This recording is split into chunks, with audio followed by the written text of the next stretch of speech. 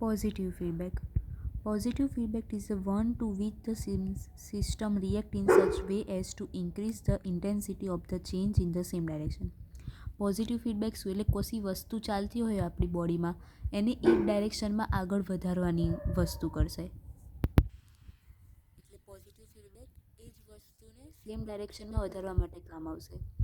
પછી શું કીધું કે positive feedback is less common than the negative feedback. આ ઓછી કોમન છે. સૌથી વધારે આપણી બોડીમાં નેગેટિવ ફીડબેકો જોવા મળે છે કે કશું વધી ગયું હોય તો એને ઘટાડવાનું હોય અથવા તો કશું ઘટી ગયું હોય તો એને વધારવાનું હોય. પોઝિટિવ ઓછી જોવા મળે એમ. It has its own significance particularly during emergency condition. આ વધારે પડતું ઇમરજન્સી કન્ડિશનમાં જોવા મળે છે. વન ઓફ ધ પોઝિટિવ હવે એનું એક્ઝામ્પલ આપ્યું એટલે આટલું ખબર પડી કે પોઝિટિવ ફીડબેક શું છે. હવે એનું એક્ઝામ્પલ શું તો કે one of the positive feedback ઓકર્સ during the blood clotting. Blood clot થવું એક એનું એક્ઝામ્પલ છે. Blood clotting is necessary two arrest bleeding during injury and it ઓકર્સ in 3 stages. કશી વસ્તુ કઈ જગ્યાએ આપણને વાગ્યું છે એના લીધે ત્યાં બ્લડ બહુ જ નીકળે છે તો એને ક્લોટ તો આપણી બોડી નેચરલી થશે જ બ્લડ ક્લોટ, બટ એ ટાઈમે જલ્દી ક્લોટ થવું જરૂરી છે વધારે પડતું. તો એ વસ્તુને વધારવા માટે પોઝિટિવ ફીડબેક વપરાય. તો કઈ રીતે તો એ સમજીએ તો એના 3 સ્ટેપ છે. બ્લડ ક્લોટ કેવી રીતે થાય બોડીમાં તો કે પહેલાં આપણી બોડીમાં પ્રોથ્રોમ્બિન એક્ટિવેટર બનશે. એ શું કરશે તો કે પ્રોથ્રોમ્બિનને થ્રોમ્બીમાં કન્વર્ટ કરશે.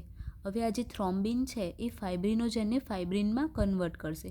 આ ફાઇબ્રિન કન્વર્ટ બની જશે એટલે આપણું બ્લડ ક્લોટ વધારે થશે.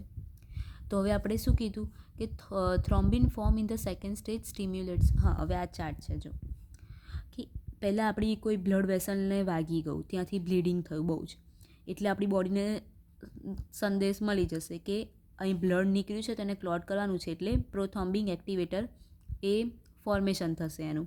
હવે પ્રોથ્રોમ્બિન એક્ટિવેટ થઈ જશે એટલે એ શું કરશે પ્રોથ્રોમ્બિનનું થ્રોમ્બિનમાં કન્વર્ટ કરી દેશે. અને હવે આ થ્રોમ્બિન શું કરશે ફાઇબ્રિનોજનને ફાઇબ્રિનમાં કન્વર્ટ થશે. ફાઇબ્રિન બની ગયું તો ત્યાં આગળ બ્લીડિંગ સ્ટોપ થઈ જશે.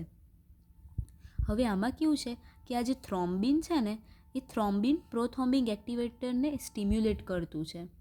એટલે જો પ્રોથ્રોમ્બિનમાંથી થ્રોમ્બિન તો બન્યું, હવે આ થ્રોમ્બિન વધારે આને એક્ટિવેટ કરશે. એક્ટિવેટ થશે એટલે વધારે પ્રોથ્રોમ્બિન ઉત્પન્ન થશે. વધારે પ્રોથ્રોમ્બિન નીકળશે તો એ વધારે થ્રોમ્બિન બનશે અને એ થ્રોમ્બિન ફાઇબ્રિનમાં કન્વર્ટ થઈ શકશે. તો અહીંયા એવું કીધું છે જો કે thrombin form in the second stage stimulate the formation of more prothrombin activator. More prothrombin activator કરશે, અહીંયા વધારે બનાવશે થ્રોમ્બિન.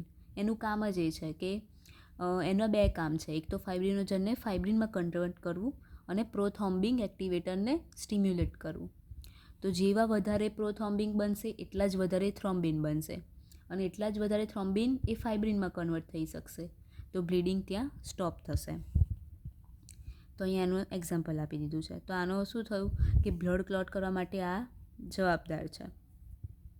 તો એનો આ ચાર્ટ દર્શાવવાનો છે ને આ 3 સ્ટેપ લખવાના છે અને પછી અહીંયા લખવાનું છે કે આ જે થ્રોમ્બિન છે ને એ આને એક્ટિવેટ બી કરે છે ને આને ફાઇબ્રિનમાં બી કન્વર્ટ કરે છે. જેના લીધે આ વધારે પ્રોથ્રોમ્બિન બનશે તો એ વધારે બનશે તો એ જલ્દી વધારે થ્રોમ્બિનને કન્વર્ટ કરશે અને એટલા જ વધારે ફાઇબ્રિન બનશે. જેટલા વધારે ફાઇબ્રિન બનશે એટલું જલ્દી બ્લીડિંગ સ્ટોપ થશે. તો અહીં એક આ એક્ઝામ્પલ બતાવવાનું છે અને પાશ્ચરાઇઝેશન એનું બી એક એક્ઝામ્પલ બતાવવાનું છે પાશ્ચુરેશન.